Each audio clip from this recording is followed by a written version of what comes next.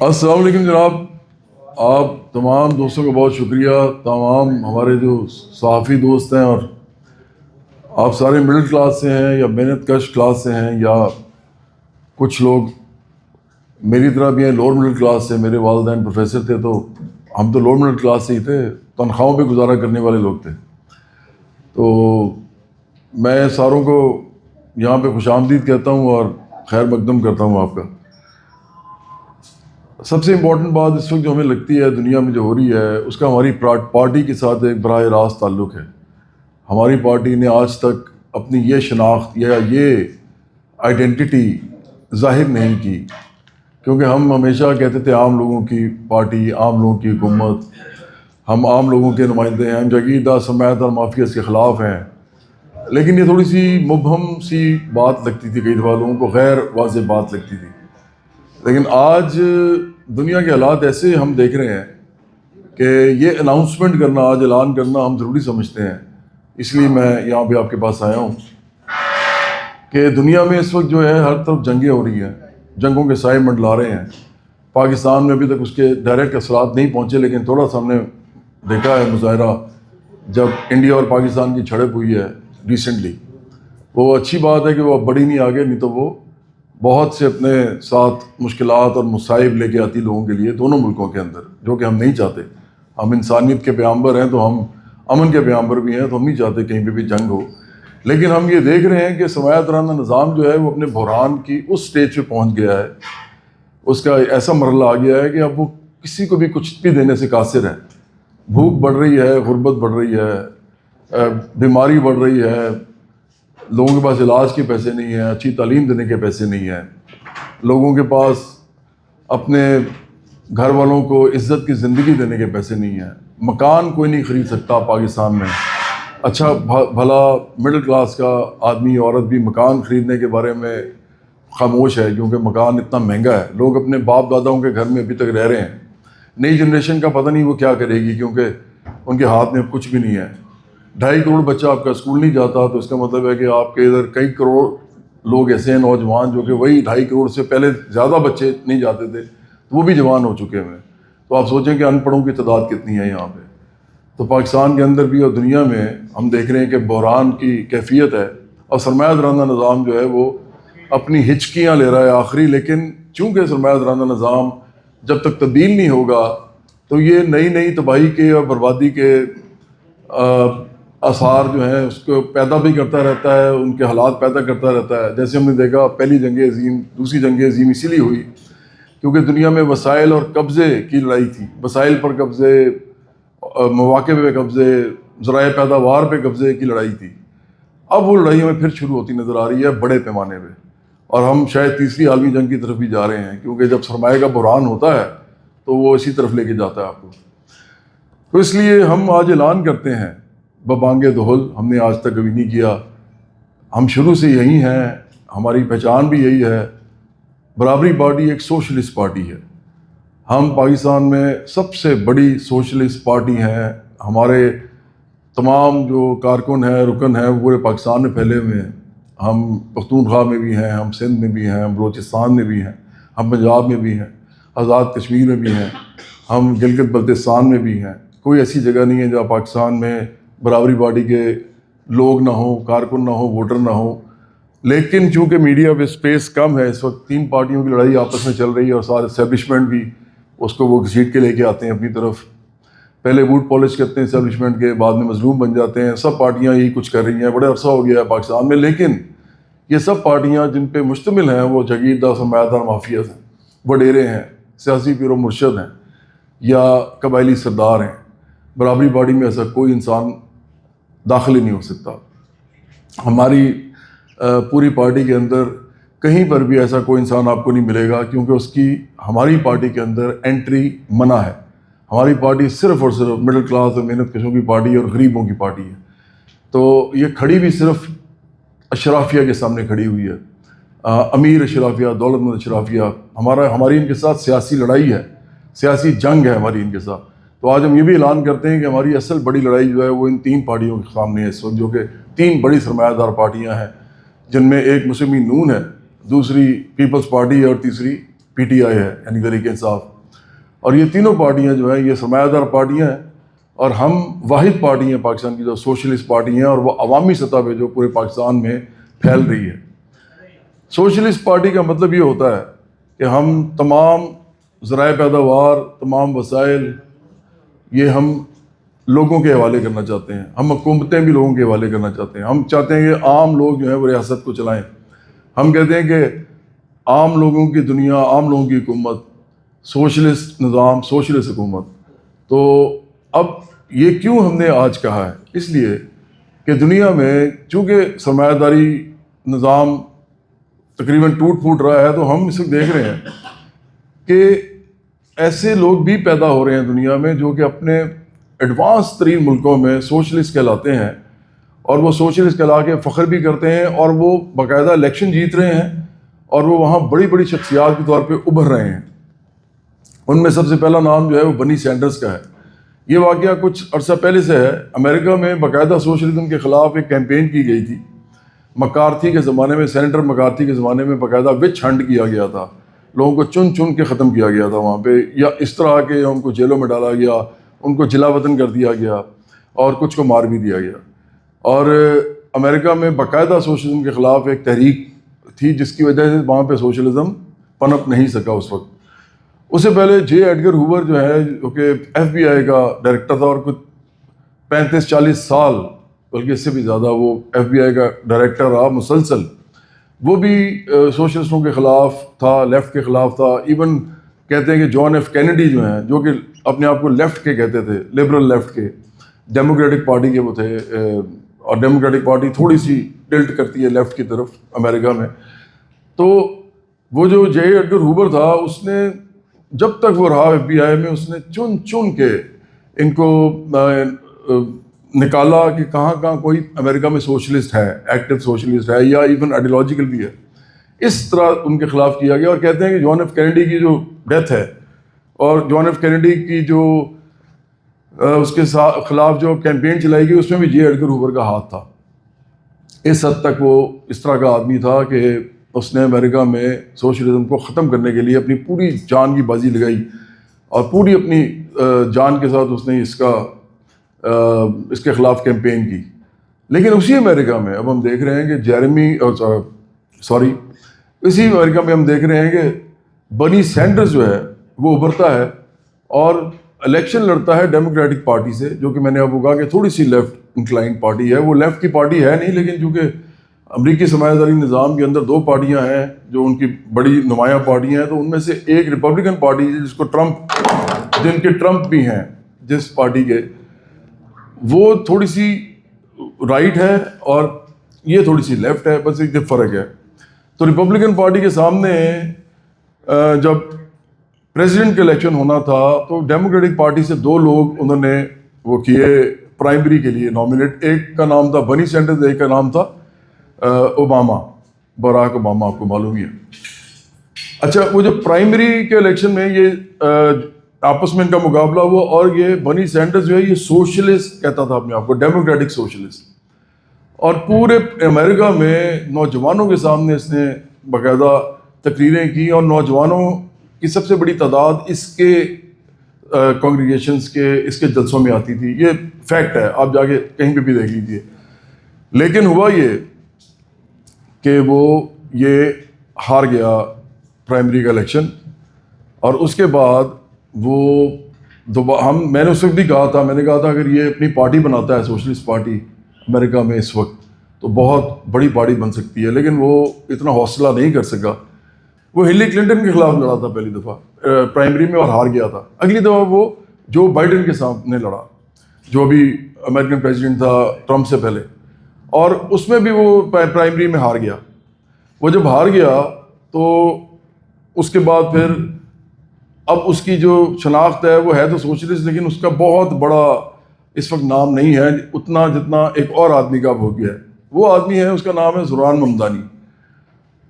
اس کے درمیان میں ایک عورت کا بھی ذکر کروں گا, وہ بھی ڈیموکریٹک پارٹی کی ہے. یہ تینوں ڈیموکریٹک پارٹی کے ہیں, یہ آپ ذہن میں رکھیں, مطلب لیفٹ کی پارٹی کے ہیں, بائیں بازو کے. الیگزینڈریا اوکاسو کورٹیز اس کا نام ہے, وہ کانگریس وومن ہے, وہ بھی سوشلسٹ ہے, اپنے آپ کو کہتی ہے ڈیموکریٹک سوشلسٹ. وہ بھی لیفٹ کی ہے، اور وہ بھی 2 دفعہ سے اس وقت کانگریس وومن ہے، 2 ٹرمز وہ کر چکی ہے۔ لیکن اب ریسنٹ جو ہوا ہے، یہ جو ممدانی کا جو واقعہ ہوا ہے، یہ بہت بڑا واقعہ ہے۔ دیکھیں، سرمایہ داری نظام کا جو گڑھ ہے نا، سرمایہ داری نظام کا جو سب سے بڑا ملک ہے وہ امریکہ ہے، وہ اس کو چلاتا ہے۔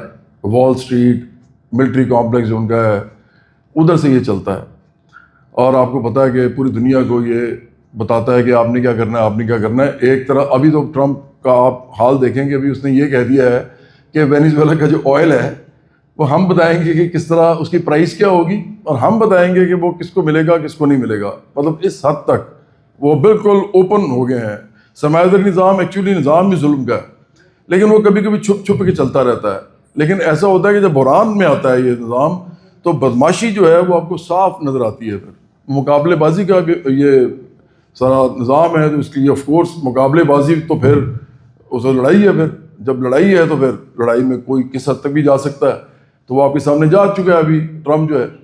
تو اس لیے ممدانی کا ایک ایسے ملک کے اندر جو کہ سرمایہ داری کا گڑھ ہے، جہاں پہ وال اسٹریٹ ہے، اس ملک کے ایک شہر میں، نیو یارک میں، جو سب سے بڑا شہر ہے سرمایہ داری کا ملک سب سے بڑا امریکہ ہے، اور سرمایہ داری کا سب سے بڑا شہر، نمائندہ شہر نیو یارک ہے۔ وہاں سے ممدانی جیت جاتا ہے اپنے آپ کو ڈیموکریٹک سوشلسٹ کہہ کے۔ یہ بہت بڑا واقعہ ہے، یہ چھوٹا واقعہ نہیں ہے۔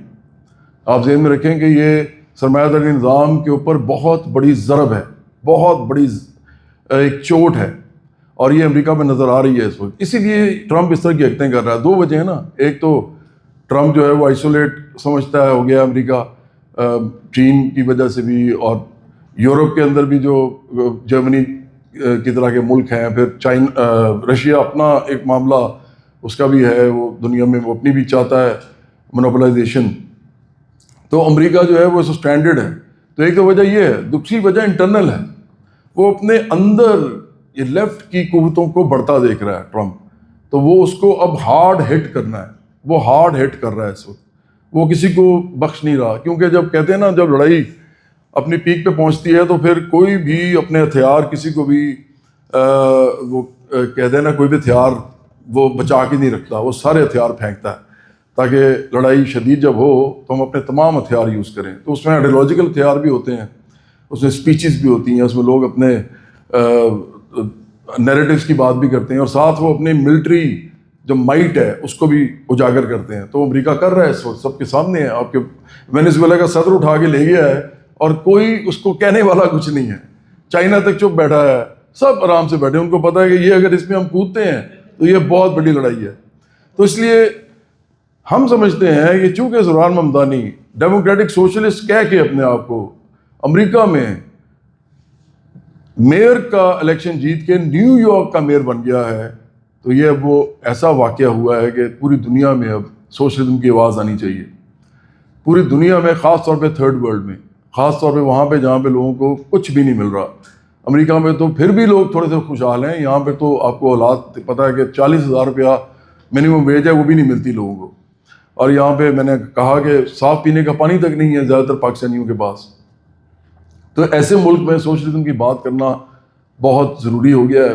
ہم چاہتے ہیں کہ پوری دنیا میں سوشلسٹ پارٹیاں بنیں، یہ ایسا عہد شروع ہونے لگا ہے، اور ہم سمجھتے ہیں کہ جیریمی کاربن کی صورت میں جس طرح وہ لیبر پارٹی کا چیئرمین بنا تھا انگلینڈ میں، لیبر پارٹی پھر 2 پارٹیوں میں سے ایک بڑی پارٹی ہے، تو وہ جیسا چیئرمین بنا تھا اور اس نے آ کے 6 بڑی انڈسٹریز کو نیشنلائز کرنے کی بات کی تھی، قومیانے کی بات کی تھی، تو یہ ایک بہت بڑا ادھر بھی واقعہ ہوا تھا۔ لیکن اس کے بعد پھر ظاہری بات ہے انگلینڈ کے اندر سرمایہ داری نظام ادھر بھی ہے، اور بلکہ سرمایہ داری نظام سٹارٹ ہی انگلینڈ سے ہوا ہے۔ آپ کو پتہ ہوگا وہ ٹیکسٹائل انڈسٹری سے سٹارٹ ہوا تھا، تو اس سے پہلے مرکنٹائل کیپٹلزم تھا، وہ تو 15ویں صدی سے چل رہا ہے، 16ویں صدی سے۔ تو اس لیے ہم سمجھتے ہیں کہ پاکستان میں سوشلزم کی بات کرنا اب ناگزیر ہو گیا ہے، تو ہم اعلان کرتے ہیں، آج ہم نے اعلان کیا کہ ہم سوشلسٹ ہیں، اور ہم پاکستان میں ایک بڑی سوشلسٹ پارٹی تعمیر کرنا چاہتے ہیں۔ اب ہم بالکل اشاروں کنایوں میں بات نہیں کریں گے، ہم ڈائریکٹ بات کریں گے، ہم سرمایہ داری نظام کے بخیے ادھیڑیں گے، ہم اس کے کیل نکال لیں گے, ہم اس کی پوری جو عمارت ہے اس کو آہستہ آہستہ گرائیں گے, کیونکہ جب تک یہ عمارت گرے گی نہیں اس کی جگہ نئی عمارت بنے گی نہیں. تو برابری پارٹی آج یہ اعلان کرتی ہے کہ تمام پاکستان کے اندر جتنے بھی جاگیردار ہیں ہم ان کے سامنے ان کے مزاروں کے ساتھ کھڑے ہیں. یہاں پہ جتنے سرمایہ دار ہیں ہم ان کے سامنے ان کے ملازموں کے ساتھ کھڑے ہیں. یہاں پہ جتنے وڈیرے ہیں ہم ان کے سامنے ان کے ہاریوں کے ساتھ کھڑے ہیں. یہاں پہ جتنے قبائلی سردار ہیں ہم ان کے سامنے ان کے قبائلی نوکر اور غلاموں کے ساتھ کھڑے ہیں. یہاں پر جتنے بھی مطلب اس طرح کے لوگ جن کے پاس بڑے بڑے ادارے ہیں ہم ان اداروں کے ملازموں کے ساتھ کھڑے ہیں. اس ملک کے اندر جہاں جہاں پر بھی سرمایہ دار, جاگیردار, کھرب پتی, سیاستدان ہیں ہم ان کے ساتھ نہیں کھڑے, ہم ان کے ووٹر کے ساتھ کھڑے ہیں, چاہے وہ ان کو ووٹ دے رہے ہیں ابھی, لیکن ہم ان کے ساتھ کھڑے ہیں. تو ہم ایک واضح لکیر کھینچ رہے ہیں امیر اور غریب کے درمیان میں. سوشلزم کا مقصد یہ ہوتا ہے کہ وہ بتائے کہ طبقاتی تفریق ہی دنیا کی اصل کیفیت ہے اور دنیا کی اصل حقیقت ہے, اور اس کے اوپر ہی تمام سیاست بلڈ ہوتی ہے, آپ مانیں یا نہ مانیں. مارکس نے کہا تھا, کارل مارکس نے, کہ یہ پوری دنیا کی جو تاریخ ہے یہ اصل میں طبقاتی جد و جہد کی تاریخ ہے. یہ کسی کو نظر آئے یا نہ آئے لیکن یہ ہے وہی. اور جو بھی لڑائیاں آپ دیکھ رہے ہوتے ہیں سیاست میں, چاہے وہ سرمایہ داری نظام میں ہو رہی ہوں یا مکس اکانومی میں ہو رہی ہوں یا سوشلسٹ ملکوں میں ہو رہی ہوں یا لیفٹ کے ملکوں میں ہو رہی ہوں جیسے کیوبا وغیرہ, ہر جگہ کوئی بھی سیاسی لڑائی اس کے آخر میں جو ایک آپ کو بنیاد ملتی ہے وہ ملتی ہے کلاس وار, طبقاتی جنگ. اور یہ ہر وقت جاری ہوتی ہے. جیسے جب بھی کوئی ملازم کہتا ہے کہ مجھے زیادہ پیسے چاہیے اور میں نے کام کم کرنا ہے, اور اس کا مالک کہتا ہے کہ نہیں آپ نے کام زیادہ کرنا اور پیسے میں کم دوں گا, تو یہ جنگ ہے, یہ طبقاتی جنگ ہے. یہ طبقاتی جنگ ہر وقت ہر جگہ ہو رہی ہوتی ہے, سڑکوں پہ, بازاروں میں, اداروں میں, فیکٹریوں میں, کھیتوں کھلیانوں میں, ہر جگہ یہ ہر وقت ہو رہی ہوتی ہے. اور اسی کے اوپر پالیٹکس بلڈ ہو رہی ہوتی ہے. پالیٹکس ایک سپر سٹرکچر ہے, اصل سٹرکچر جو ہے وہ اکنامک سٹرکچر ہوتا ہے. اکنامک سٹرکچر پاکستان کا جو ہے وہ سرمایہ داری نظام ہے. تو ہم سمجھتے ہیں کہ یہ تینوں پارٹیاں ان کو جو چلانے والے ہیں, شریف خاندان, بھٹو زرداری خاندان اور عمران خانوں جیسے لوگ جتنے بھی ہیں, یہ کھرب پتی ارب پتی لوگ ہیں. وہ مڈل کلاس اور غریب اور محنت کش کچھ سمجھ بھی نہیں سکتے کہ وہ زندگی کیسے گزارتے ہیں, اور نہ ہی وہ کبھی لینڈ ریفارمز کریں گے. تین یہ چیزیں کبھی نہیں کریں گے. ہم یہ تینوں چیزیں کریں گے جب حکومت میں آئیں گے. پہلا, ہم یہاں پہ زرعی اصلاحات اور زمینی اصلاحات اربن دونوں کریں گے. یہ جو مکان نہیں ملتا لوگوں کو, یہ مسئلہ ختم ہو جائے گا. تو ہم یہاں پہ لینڈ ریفارمز کریں گے. ان میں سے کوئی نہیں کر سکتا, یہ سوچ بھی نہیں سکتے اس کا, یہ کبھی بھی نہیں سوچ سکتے. یہ تینوں پارٹیاں, مسلم نون, پیپلز پارٹی اور پی ٹی آئی, یہ جتنے مرضی جعلی انقلابی بنے ہیں یہ کبھی لینڈ ریفارمز نہیں کریں گے. دوسرے نمبر پہ ہم آئی پی پیز کو, ہم بالکل صاف کہہ رہے ہیں, آئی پی پیز کو ہم نیشنلائز کریں گے. ہم حکومت میں آتے ہی بجلی کا مسئلہ ہی ختم کریں گے. ہم ان کو کمیا لیں گے, ہم ان سے چھین لیں گے آئی پی پیز کے جتنے بھی یہ پاور پلانٹس ہیں. کیونکہ اس ملک کے اندر سب سے بڑا جو کرائسس ہے وہ ہے ہی انرجی کرائسس, اور انرجی کرائسس کی وجہ سے یہاں انڈسٹری نہیں لگ رہی. اسی کی وجہ سے یہاں پہ عام لوگ جو ہیں وہ چھوٹا موٹا بزنس بھی نہیں کر پا رہے. اسی کی وجہ سے یہاں پہ کسی قسم کی انٹرپرینیورشپ نہیں ہو رہی. اسی کی وجہ سے یہاں پہ لوگ ایون آئی ٹی کا کام کرنے سے قاصر ہیں, کیونکہ وہ بھی آخرکار انہی چیزوں کے اوپر چلتا ہے. بجلی کم آئے, بند ہو جائے چھوٹے گاؤں میں, چھوٹے دیہات میں, تو آپ کام بھی نہیں کر سکتے کسی قسم کا. تو آپ ایون آن لائن کام نہیں کر پائیں گے اگر یہ سارا کچھ آپ کے انفراسٹرکچر آپ کو پرووائڈ نہیں کیا جاتا. اور سب سے پیچھے سب سے پیچھے اس کے اندر انرجی کرائسس ہے, جس کی وجہ سے سب کچھ ہو رہا ہے. ہم کھربوں روپیہ کھلا چکے ہیں, کھربوں روپیہ آئی پی پیز کو, مالکوں کو کھلا چکے ہیں. اور آپ کو پتا ہے کہ یہ آئی پی پیز جو ہیں ان میں 90% سے زیادہ جو آئی پی پیز پاور پلانٹس ہیں وہ پاکستانیوں کے ہیں. تو افسوس کی بات ہے کہ ان لوگوں نے کس طریقے سے, اور یہ ساری پارٹیوں میں موجود ہیں. آپ ذہن میں رکھیں کہ عمران خان جو بھی جعلی انقلابی بن رہا ہے, اس کی جو کابینہ تھی اس کے اندر رزاق داؤد تھے, اور وہ بھی اس کے اندر شامل ہیں. اسی کی کابینہ میں ایک بابر تھے, وہ پورا نام جو ان کا بھول گیا ہے, بابر, بہرحال وہ بھی آئی پی پی کے اندر شیئر ہولڈر تھے. تو یہ کہاں سے اس طرح کی چیز کر سکتے ہیں؟ تو ایک تو لینڈ ریفارمز یہ نہیں کر سکتے کہ تینوں پارٹیاں نہیں کر سکتی، دوسرا یہ آئی پی پی اس کے حوالے سے کوئی فیصلہ نہیں لے سکتے، اور تیسرا یہ پاکستان میں انڈسٹری نہیں لگا سکتے، کیونکہ انڈسٹری انہوں نے خود لگانی ہے۔ جب وہ انڈسٹری لگائیں گے تو وہ پروفٹ کے اوپر لگائیں گے، جب پروفٹ آئے گا تو وہ انڈسٹری لگائیں گے، پروفٹ نہیں آئے گا وہ انڈسٹری بلکہ چلتی بند کر دیں گے، پھر وہ پرائیویٹائز کر دیں گے جیسے پی آئی اے کو پرائیویٹائز کیا ہے۔ اور یہ کام تو شروع سے ہو رہا ہے، یہ عمران خان کے زمانے میں بھی ہوا ہے، اس سے پہلے لیگی گورنمنٹ میں بھی ہوا ہے، اس کے بعد یوتھ پارٹی کی گورنمنٹ میں بھی ہوا ہے، پھر ابھی بھی ہو رہا ہے۔ تو یہ تو چل رہا ہے کیونکہ سرمایہ دار پارٹیاں ہیں، انہوں نے یہ کرنا ہی کرنا ہے، پرائیویٹائز بھی کرنا ہے انہوں نے انڈسٹری کو، پاکستان کی جو پہلے سے ہے، جو نیشنل انڈسٹری ہے پہلے سے، اور یہ نیشنلائز تو کر بھی نہیں سکتے، لیکن یہ اپنی انڈسٹری بھی نہیں لگانا چاہتے۔ پاکستان میں انڈسٹری لگانے کے لیے یہ تیار نہیں ہے، کیونکہ یہ جہاں پہ سمجھتے ہیں کہ پروفٹ ملتا ہے یہ وہاں چلے جاتے ہیں۔ آپ نے دیکھا ہوگا کہ لوگ یہاں سے کام اٹھا کے کسی اور ملک میں چلے جاتے ہیں کیونکہ وہاں پہ ان کو زیادہ پروفٹ نظر آ رہا ہوتا ہے۔ ابھی آپ ریئل اسٹیٹ کے لوگوں کو دیکھیں، وہ دبئی میں انویسٹ کر رہے ہیں، یہاں نہیں کر رہے، کیونکہ ان کو پتا ہے کہ وہاں ریٹرن آن انویسٹمنٹ زیادہ ہے۔ جب آپ سرمایہ دار پہ سب کچھ چھوڑ دیتے ہیں تو وہ آپ کے ساتھ یہی کچھ کرتا ہے۔ تو اس کے مقابل کیا کرنا چاہیے؟ وہ صرف ایک سوشلسٹ پارٹی کر سکتی ہے۔ وہ کیا کر سکتی ہے؟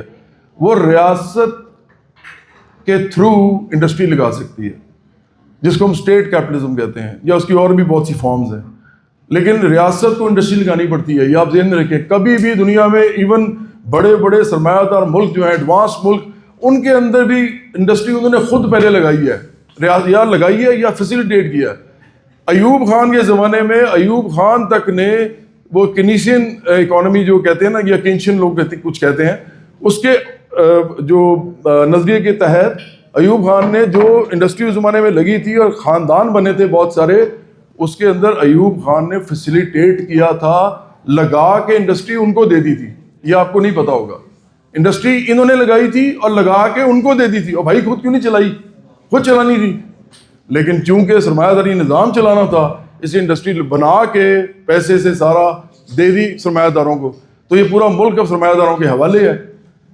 جناح صاحب کے زمانے میں جب یونینسٹ ادھر آئے تو یونینسٹ نے آگے کیا گیا، یہ سارے کے سارے جاگیردار تھے، انہوں نے آگے اپنی اپنی جگیریں سنبھال لی، اور اسی لیے 1951 میں جو سندھ کی اسمبلی تھی، اس میں سندھ کی اسمبلی میں 90% جاگیردار تھے۔ 1951 کی بات میں کر رہا ہوں، مطلب 1947 سے 1951 4 سال بنتے ہیں، پاکستان بننے کے 4 سال بعد بھی سندھ کی گورنمنٹ جو تھی وہ اس میں 90% جاگیردار تھے، اور 1953 میں پنجاب کی اسمبلی میں 80% جاگیردار تھے۔ تو یہ ملک کیسے چلنا تھا؟ اس ملک کے نظام میں کیسے آرمی نے نہیں آنا تھا؟ کیسے اس ملک کے نظام میں اور اداروں نے نہیں گھسنا تھا؟ جب آپ نے سارا نظام ہی جاگیرداروں سرمایہ داروں کے حوالے کیا ہوا ہے، اور وہ ملک نہیں چلا رہے کیونکہ ان کو پروفٹ نہیں مل رہا۔ جب کوئی پروفٹ نہیں مل رہا تو وہ ایسی چیز کریں گے ہی نہیں جو ان کے بارے میں نہیں آتی، اور عوام بھاڑ میں جائے، عوام کو ملے نہ ملے ان کو کوئی فرق نہیں پڑتا۔ تو جب آپ یہ نظام چلائیں گے، ٹوٹا پھوٹا کیپٹلزم چلائیں گے، تیسری دنیا کا بہت ہی بیہودہ قسم کا، فرسودہ قسم کا سرمایہ داری نظام چلائیں گے، جبکہ پاکستان کی ٹوٹل اکانومی جو ہے وہ اس وقت $400 بلین بھی نہیں ہے، اور امریکہ کی اس وقت تقریباً $34,000 بلین ہے۔ پاکستان کی صرف کتنی ہے؟ $400 بلین، اور امریکہ کی ہے $34,000 بلین۔ آپ کہاں کھڑے ہیں؟ کہاں بیٹھے ہیں آپ؟ یہ بک بک کرتے ہیں آپ کے ساتھ سارے جو سرمایہ داری پارٹیاں ہیں، پاکستان کو کچھ بھی نہیں دے سکتے۔ یہ اس نظام کے اندر اگلے 100 سال بھی بیٹھے رہیں گے تو یہاں پہ 50% لوگوں کو بھی خوشحال نہیں کر سکتے، اگلے 100 سال میں کہہ رہا ہوں، کیونکہ یہ دیوار پہ لکھا ہوا ہے۔ اس وقت امریکہ میں غریب آدمی کا برا حال ہے تو پاکستان میں کیا بنے گا؟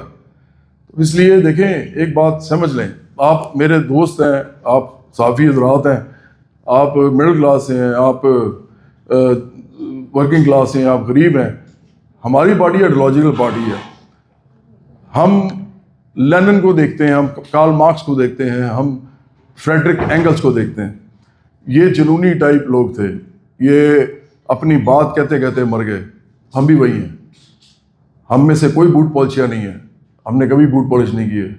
میں نے کل کہا تھا ایک اور ڈیجیٹل میڈیا میٹ اپ پہ کہ میں تو اپنے بوٹ پالش نہیں کرتا، میرے گھر والے کہتے رہتے ہیں بوٹ تو صاف کر لیں اپنے، تو میں کسی کے بوٹ کہاں پالش کروں گا؟ تو ہم نے کوئی بوٹ پالش نہیں کرنے۔ اگر آپ لینن کی ہسٹری پڑھیں تو آپ کو پتہ چلے گا اصل انقلابی کون لوگ ہوتے ہیں. نہ ہمیں کوئی عہدہ چاہیے، نہ ہمیں کوئی طاقت چاہیے، نہ ہمیں پیسہ چاہیے. ہمیں اس ملک کی خوشحالی چاہیے، اور اس ملک کی خوشحالی کا مطلب ہے اس ملک کے لوگوں کی خوشحالی. ملک کچھ نہیں ہوتا لوگوں کے بغیر. ملک صرف پہاڑوں، دریاؤں، صحراؤں اور میدان کا نام نہیں ہوتا.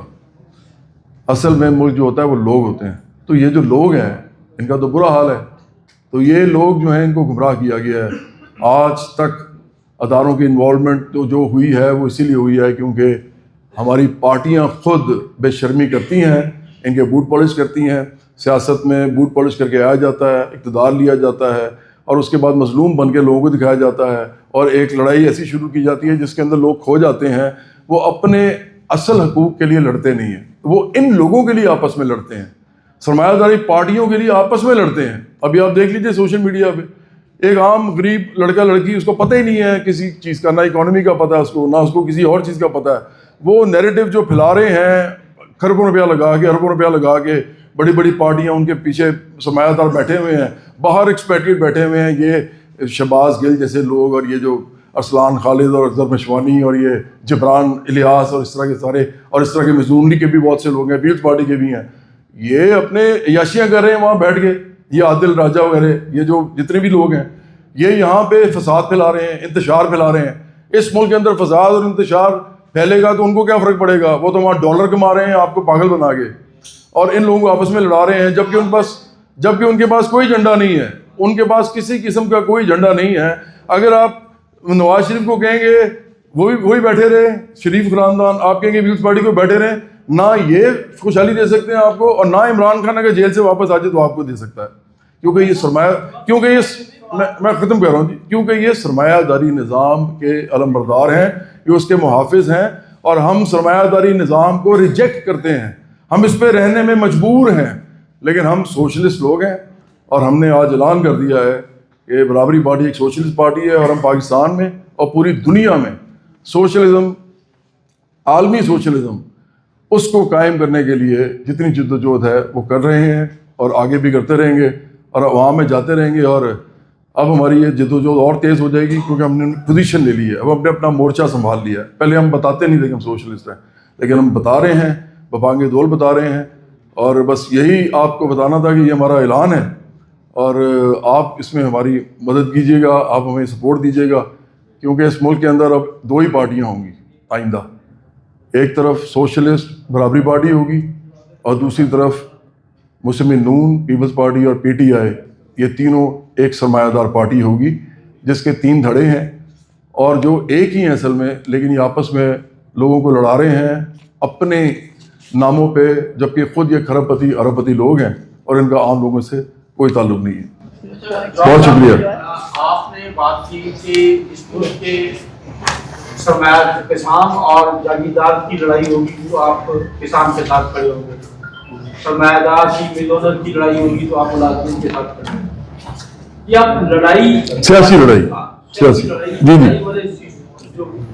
سین ہے، ہاں جی، اس میں کیوں الجھے ہوئے ہیں؟ آپ کو یہ ایسا حل کیوں نہیں دیتے کہ یہ دونوں طبقات آپس میں لڑنے کی بجائے ایک برابر بانٹ جو ہے، برابر تقسیم جو ہے، اس کے اوپر اتفاق کر رہے ہیں کہ جو محنت کش ہے اس کو اس کی محنت کا معاوضہ کم از کم کس لیول پہ ملے گا، اور جو مل اونر ہے، جو کسان ہے، اس کو اس کی محنت کا معاوضہ کس معاملے میں ملے گا تاکہ یہ لڑائی نہ ہو. اور دوسرا، اس وقت وینزویلا کے اوپر حملہ ہوا، امریکہ میں احتجاج جاری ہے، پاکستان میں بہت امریکہ مخالف مذہبی جماعتیں بھی ہیں، اور جیسے آپ نے سوشلسٹ جماعت کے طور پہ اپنی جماعت کا ذکر کیا، اور بہت ساری کمیونسٹ جماعتیں اور کئی جماعتیں.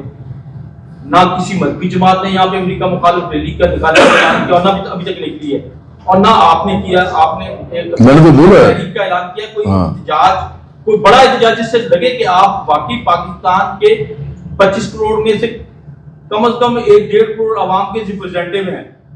نہیں، ہم تو پورے پاکستان. اچھا، میں آپ کو جواب دے دوں بھٹی صاحب.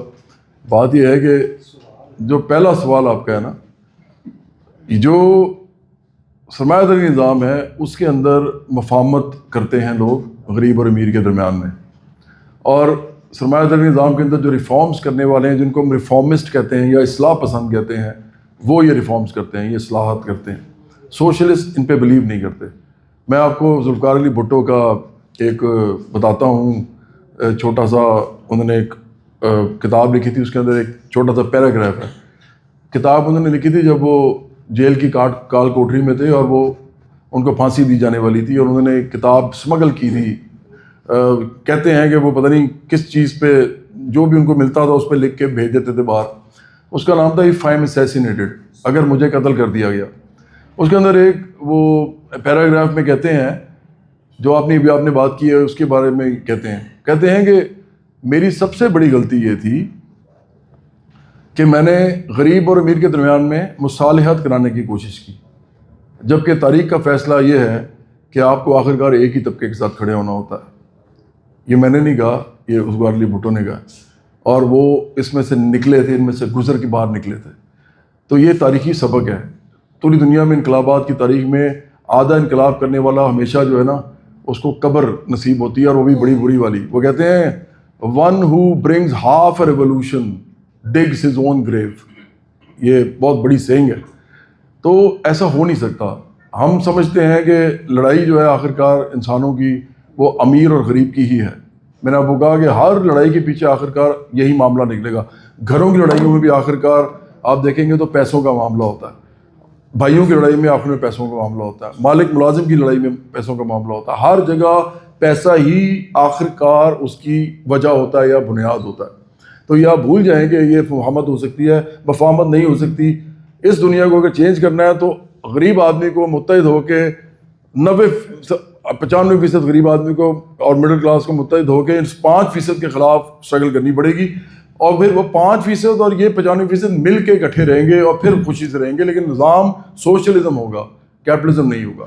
اور دوسرا آپ نے جو سوال کیا ہے، دیکھیں آپ نے کہا کہ ہم احتجاج کریں اور سارا کچھ کریں. اس ملک کے اندر تو کسی کو، لڑکے لڑکیوں کو، عورتوں مردوں کو سوشلزم کا مطلب ہی نہیں پتہ. ان کو یہ بھی نہیں پتہ لیفٹ اور رائٹ کیا ہوتا ہے. بلکہ مزے کی بات ہے، کچھ عرصہ پہلے عمران خان ایک عجیب کو غریب بات کر رہا تھا اور میں بڑا حیران ہوا تھا کہ یہ کس طرح کی باتیں کرتا ہے. کہتا ہے لیفٹ اور رائٹ ختم ہو گیا. اور یہ جب اس نے کہا ہے نا، اسے بنی سینڈرز الیکشن لڑ رہا تھا، پھر بھی اس نے کہہ دیا، کہتا ہے لیفٹ اور رائٹ ختم ہو گیا دنیا میں، اب صرف رائٹ اینڈ رانگ ہے. اب اس سے زیادہ بے سر و پا گفتگو ہو سکتی ہے؟ رائٹ اینڈ رانگ ہمیشہ ریلیٹیو ہوتا ہے. یہ ایک ایسی چیز ہے جو کہ کسی کا رائٹ کسی کا رانگ ہوتا ہے اور کسی کا رانگ کسی کا رائٹ ہوتا ہے. کوئی بندہ ایسا نہیں دنیا میں جو ہر ساری چیزوں پہ متفق ہو کہ یہ رائٹ ہے اور یہ رانگ ہے. ملکوں کے اندر بھی رائٹ رانگ فرق ہوتے ہیں، گروہوں کے درمیان میں رائٹ رانگ فرق ہوتے ہیں، سیاست میں بھی رائٹ رانگ فرق ہوتے ہیں. تو رائٹ اینڈ رانگ کی کوئی سیاست نہیں ہوتی. سیاست ہمیشہ لیفٹ رائٹ کی ہوتی ہے. سیاست کا مطلب یہ ہوتا ہے کہ عام آدمی کو آپ نے کچھ دینا ہے، جو اس کی ضروریات ہیں، جو اس کی سہولیات ہیں، جو اس کے حقوق ہیں، جو اس کی آزادیاں ہیں، وہ آپ نے اس کو دینی ہے. اگر آپ نہیں دے سکتے، میں جی ایک ختم کر دوں پھر آپ کے لیے. تو ہم نہیں سمجھتے کہ اس ملک میں احتجاج وغیرہ کا کوئی فائدہ ہے. پہلے طبقاتی شعور دینا ہے. طبقاتی شعور دینے کا طریقہ ایک یہ ہے کہ چھوٹے موٹے احتجاج کر لیجیے، وہ ہم کرتے رہتے ہیں. لیکن کوئی بڑا احتجاج کرنا وہ اس وقت تک ہو نہیں سکتا جب تک شعور نہ آئے. یہاں پہ لوگوں کو کلاس کا پتہ نہ چلے، طبقات کا پتہ نہ چلے، ان کو پتہ نہ چلے سوشلزم کیا ہوتا ہے، ان کو پتہ نہ چلے بائیں بازو کیا ہوتا ہے. اس کو باقاعدہ ختم کیا گیا ہے. ہم اس کو دوبارہ سے اجاگر کرنا چاہتے ہیں. تو ہمارا پہلا جو کام ہے وہ تعلیم اور شعور ہے. اور ہم فساد نہیں چاہتے، ہم وائلنس نہیں چاہتے، ہم اس ملک پہ امن چاہتے ہیں. ہم اپنی اسٹرگل جو ہے وہ تعلیم اور شعور دینے سے ہی سٹارٹ کریں گے اور آخر میں اینڈ بھی اسی پہ کریں گے. ووٹ بھی ہمیں اگر ملے گا تو ہمارا نعرہ میں آپ کو بتا دیتا ہوں، ووٹ کے ذریعے اور امن کے تھرو ہم نے یہ جو بھی کرنا ہے سو کرنا ہے. تو میں ابھی آپ کو بتا دوں گا. جناب آپ، ہاں جی، آپ کے نزدیک پاکستان کی جو پولیٹیکل ایلیٹ ہے، تینوں بڑی جماعتیں، یہ سرمایہ داری نظام کے نمائندے آپ کے نزدیک، ٹھیک ہے نا؟ اس وقت اس ملک میں پچھلے 6-7 سال سے ایک ہائبرڈ سسٹم چل رہا ہے، protected by a very powerful establishment. اور وہ پاورفل اسٹیبلشمنٹ جو ہے وہ SIMC بنا کے special initiative for business facilitation ایک ادارہ بنا کے سرمایہ داروں کو سرمایہ داری کے لیے اکسا رہی ہے. اب آپ کی سوشلزم جس کے سامنے پاکستان کی پولیٹیکل ایلیٹ کھڑی ہے جی اور پچھلے 5-6 سال سے بلکہ 10 سال لگا رہے ہیں پاکستان کی طاقتور اسٹیبلشمنٹ بھی سرمایہ داری کے لیے میدان پہ ہے. چلے انہیں تو چھوڑ دیں جو لوٹ مار کر رہے ہیں, ان کے ساتھ کو بات چیت کریں گے کہ یہ سرمایہ داری کے بجائے سوشلزم کی طرف آ جائے. میرا تو خیال ہے کہ جو آخری آپ نے بہت ہی مطلب زبردست سوال پوچھا ہے, کیونکہ یہ اس کے پیچھے پورا تاریخی پس منظر ہے. میں ساری پہ تو نہیں جاؤں گا لیکن چھوٹی سی بات کروں گا. دیکھیں ہمارے ملک کے اندر میں نے بھی بتایا کہ ادارے کب انوالو ہوئے. فوج یہ 1954 سے ہی سٹارٹ ہو گیا تھا, اور 56 میں تو باقاعدہ قرارداد مقاصد کے آنے کے بعد یہ آپ سمجھیں کہ ملٹری سیکرٹری جو ہے وہ بڑا ہوتا تھا تمام بیوروکریسی سے, جو سول بیوروکریسی تھی, اور یہ سب کو پتہ ہے. وہ اس وقت سے سٹارٹ ہو گیا تھا. اور ایوب خان تو اس کے بعد میں آئے ہیں نا, یہ تو اس وقت سے سٹارٹ ہے. اور اس کی جو سب سے بڑی وجہ تھی وہ یہی تھی کہ جناح صاحب اپنے ساتھ جو لوگ لے کے آئے تھے, جناح صاحب بڑے زبردست آدمی تھے, لیکن ان کو پتہ تھا, انہوں نے کہا تھا میری جیب میں کھوٹے سکے ہیں, انہوں نے کہا تھا میری جیب میں کھوٹے سکے ہیں. اور لیکن چونکہ جلدی وہ فوت ہو گئے اور کچھ ہو نہیں سکا, انہوں نے کچھ چیزیں کرنے کی کوشش کی, نہیں ہوئی. لیکن اور یہ بھی ایک سوال ہے کہ وہ فوت ہو گئے اور کیا ہوا ان کے ساتھ, یہ ایک علیحدہ تاریخی سوال ہے.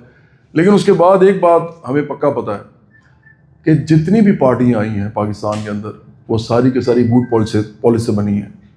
اب اگر آپ کی سیاسی پارٹیوں کا کردار یہ ہے, ان کا کریکٹر یہ ہے کہ وہ بوٹ پالش کر کے اقتدار میں آتے ہیں, کیونکہ انہوں نے وزیر اعظم بننا ہوتا ہے, انہوں نے پیسہ کمانا ہوتا ہے, انہوں نے شہرت کمانی ہوتی ہے, انہوں نے پاور اکٹھی کرنی ہوتی ہے, عہدے لینے ہوتے ہیں, تو پھر آپ جس ادارے کی آپ بات کر رہے ہیں اس کو آپ آدھا الزام ہی دے سکتے ہیں نا. آدھا الزام پہلا الزام تو ان کے اوپر ہے, کیونکہ سیاست وہ نہیں کر رہے, وہ سیاسی پارٹی نہیں ہے, سیاسی پارٹیاں یہ ہیں, لیکن یہ سارا کچھ کر رہی ہیں. ہم تو وہ نہیں کرتے, ہم عوام میں جائیں گے, اسی لیے کوئی نکلتا نہیں ہے ان کے لیے, کبھی کوئی نہیں نکلا.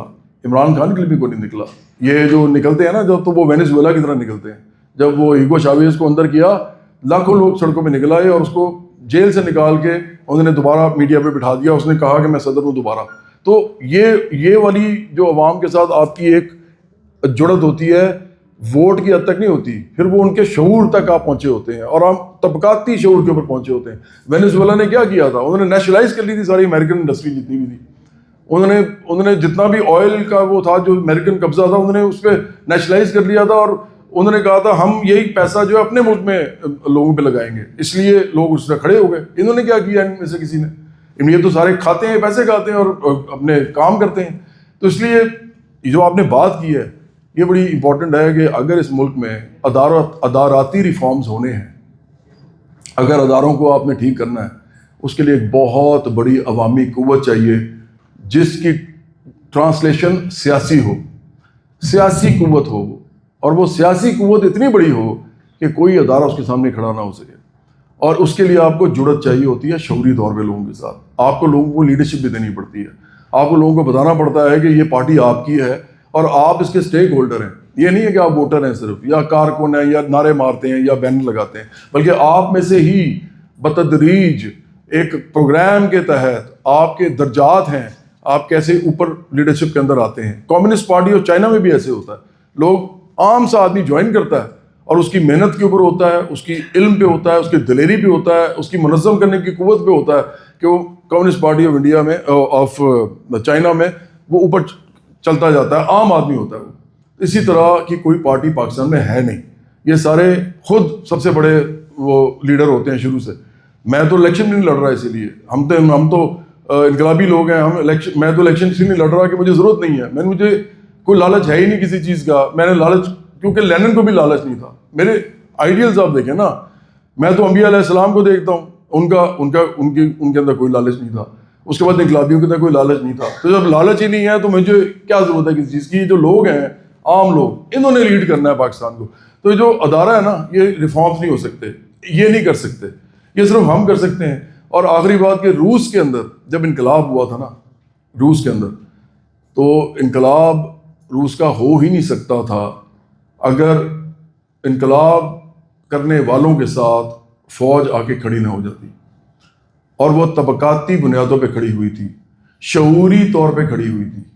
ایسے نہیں کھڑی ہو گئی تھی کہ جی جنرلوں نے کہا کہ ساتھ کھڑے ہو جاؤ. وہ پوری فوج جو ہے, کیونکہ اس وقت ان کا نعرہ تھا لینڈ پیس بریڈ, انہوں نے کہا تھا زمین، امن اور روٹی کا اتنا بڑا مسئلہ تھا. جنگ عظیم ہو رہی تھی، پہلی جنگ عظیم، اس کے اندر لڑائی پڑی ہوئی تھی. ان کے سارا پیزنٹری تھی اچھی، ان کی جو مطلب کسان تھے، کھیت مزدور تھے، وہ سارے کے سارے فوج میں گئے ہوئے تھے، لڑ رہے تھے، مر رہے تھے.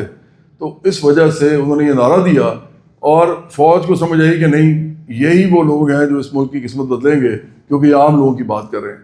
تو جب فوج نے یہ دیکھا تو جب بولشوک پارٹی نے انسرکشن کی، انقلابی جدوجہد اسٹارٹ کی، لینن اور ٹروٹسکی نے جب کی، تو اس کے بعد فوج ان کے ساتھ آگے کھڑی ہو گئی اور ورکر کھڑا ہو گیا جتنا بھی پرولٹیریٹ تھا. اس کے بعد انقلاب ہوا. تو یہ تاریخ کا سبق ہے. تاریخ میں آپ کبھی بھی اداروں کو گالیاں نکال کے سیاسی مقصد حاصل نہیں کر سکتے، کیونکہ اداروں کے پاس اپنی آئینی قوت بھی ہوتی ہے اور ان کے پاس افرادی قوت کے علاوہ کئی ایسے ادارے بھی ہوتے ہیں جن کے پاس ملٹری قوت بھی ہوتی ہے. تو آپ کیا کریں گے؟ آپ ان کے ساتھ ان کو گالیاں نکال کے کیا کریں گے؟ آپ کو چاہیے ان کے ریفارمز کے لیے جو آپ نے کر رہے ہیں ان کے لیے نہ تو ان کے بوٹ پالش کریں، پہلا مرحلہ، اور دوسرا مرحلہ یہ کہ آپ عوام میں جائیں اور عوام کو شعوری طور پہ تیار کریں کہ انقلاب کس طرح کا آئے گا، جس میں آپ کا سٹیک کیا ہوگا. اس کے بعد فوج بھی آپ کے ساتھ کھڑی ہوگی، تمام ادارے آپ کے ساتھ کھڑے ہوں گے، کیونکہ طبقاتی سوال کھڑا ہو جائے گا. اگر اس ملک کے اندر ایک طبقاتی سوال کھڑا ہوتا ہے امیر غریب کا، یہاں پہ کلاس کوشچن کھڑا ہوتا ہے، اس کے بعد یہ ملک بدلے گا. ادروائز میں نے آپ کو کہا کہ 100 سال بھی لگے رہیں گے سرمایہ داری نظام کے اندر تو آپ 50% پاکستانیوں کو بھی خوشحال نہیں کر سکتے. آپ نے کہا جتنی بھی پارٹیاں اب تک جو ہے اقتدار میں بوٹ پالش کرتے ہیں، آپ بوٹ پالش کیے بغیر آپ کی پارٹی کیسے اقتدار میں ہے؟ ابھی تو سارا بولا ہے یار، ابھی ابھی تو بولا ہے سارا یار، ٹوٹل بول دیا ہے. آپ اس کو سن لیجئے گا، پھر دوبارہ سن لیجئے گا. آپ ویسے بھی آپ سو رہے تھے ابھی تھوڑی دیر پہلے. آپ کی پارٹی غریبوں کی پارٹی ہے جی، اور آپ کو یہ امید ہے کہ غریب آپ کو ووٹ دیں گے اور آپ کی حکومت بنے گی، انشاءاللہ ایسا ہی ہو. لیکن اس وقت پاکستان میں 95% لوگ ہیں جن کی توافق 40,000 سے کم ہے. یہ ہاسپٹلز میں چلے جائیں یا کئی اور ڈپارٹمنٹ سے، آپ کی پارٹی کہیں میدان میں نہیں دکھتی. تو آپ کا لوگ گانا پسند ہے، لوگ آپ کو اس سے زیادہ جانتے ہیں، پارٹی سے کم جانتے ہیں. تو کم از کم کچھ ایسا کریں کہ میدان میں آئے، کچھ لوگوں کو حوصلہ ہو، پتہ چلے، تاکہ کل کو لوگ فزیکلی آپ کو ووٹ دیں. ایسا کچھ کریں. آپ کا نام کیا ہے جناب؟ عظیم چودھری. عظیم صاحب بہت ہی اچھی آپ نے بات کی ہے. یہ سب سے بڑا میدان ہے لاہور پریس کلب ہمارے لیے. آپ کہہ رہے ہیں نا میدان میں آئیں، یہی ہمارا میدان ہے. ہم نے سب سے پہلے میڈیا کے تھرو لوگوں تک جانا ہے. یہ کروڑوں کا ملک ہے، اس کے اندر میں سڑک پہ کھڑا ہو جاؤں گا تو اس کی خبر کسی کو پتہ نہیں چلے گی، میں سڑک پہ ایک ہی جگہ کھڑا ہوں گا. تو میڈیا جب سے ٹیلی ویژن آیا ہے، جب سے اس کے بعد کیبل، اس کے بعد سارا کچھ جو بھی آپ دیکھ رہے ہیں، میڈیا کے تھرو ہی آپ کو لوگوں تک بات پہنچانی پڑتی ہے. تو وہ تو میں میدان میں تو ہم ہر وقت ہوتے ہیں. ہماری پارٹی ہمارے اپنے پیسوں سے چلتی ہے، ہم قربانیاں دیتے ہیں اس کے لیے. کوئی اس ملک میں اپنے پیسوں سے پارٹی نہیں چلاتا، کوئی بھی نہیں چلاتا. ان کے پیچھے انویسٹر ہوتے ہیں. ہم تو انویسٹروں کے خلاف ہیں، تو ہم انویسٹر سے پیسے کیسے لیں گے؟ تو اس لیے دیکھیں، یہ جو پارٹی ہے، کبھی آپ ہمارے ساتھ آئیں، آ کے بات کریں، آپ کو پتہ چلے گا کہ ہم کتنی قربانیوں سے یہ پارٹی بنا رہے ہیں. اور میدان میں انشاءاللہ آئیں گے، آپ ہمارے ساتھ کھڑے ہوئیے. ہمارا طبقہ ایک ہے، ہم سب ایک ہی طبقے سے ہیں. ادھر کوئی بھی آپ کے چینل کا سرمایہ دار مالک اس میں موجود نہیں ہے، ہم ہی ہیں سارے. بہت شکریہ. بتا دیجیے گا کہ آپ کی پارٹی کو بنے ہوئے تقریباً 8 سال کے قریب وقت گزرا ہے. 2024 میں جو ہے آپ کی پارٹی کے جو ہے اندرونی انتخابات نہ کرانے کی وجہ سے پھر سے جو ہے وہ آپ کی پارٹی کا نام خارج کیا گیا. نہیں، یہ غلط ہے، غلط خبر ہے. وہ ایک پارٹی تھی، اس کا نام تھا پاکستان برابری پارٹی. وہ ایک علیحدہ پارٹی تھی، تو اس کو ڈی لسٹ کیا تھا. ہم نے تو الیکشن لڑا ہے، ہمارے 35 لوگ الیکشن لڑے ہیں. ہمارے پارٹی کا نام ہے برابری پارٹی پاکستان. تو ہم ڈی لسٹ نہیں ہوئے تھے. چاہتا ہوں کہ 8 سال ہو گئے آپ کی پارٹی کو بنے ہوئے، آپ برابری کی بات کر رہے ہیں، آپ غریبوں کی بات کر رہے ہیں، آپ کسانوں کی بات کر رہے ہیں. اس وقت جو پنجاب کا کسان ہے وہ چکی میں پس رہا ہے.